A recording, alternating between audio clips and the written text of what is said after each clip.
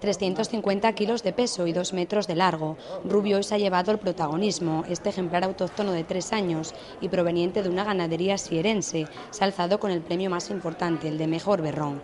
En el concurso se ha premiado a otras 5 categorías entre los 135 participantes.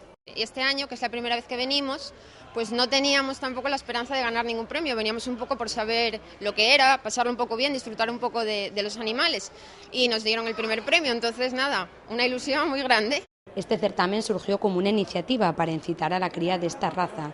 En la actualidad se cuenta con 2.000 ejemplares, sin embargo hace 4 años se encontraba en peligro de extinción. La Consejería de Agroganadería ha expresado la importancia de potenciar estas razas autóctonas, así como su comercialización.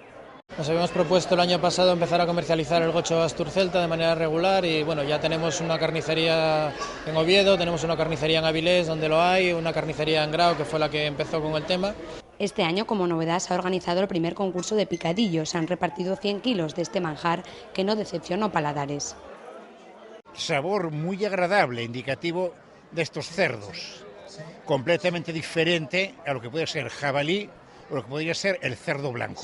Mañana se pondrá fin a esta edición con una comida de gocho asturcelta a la estaca, donde se prevé la participación de 500 personas.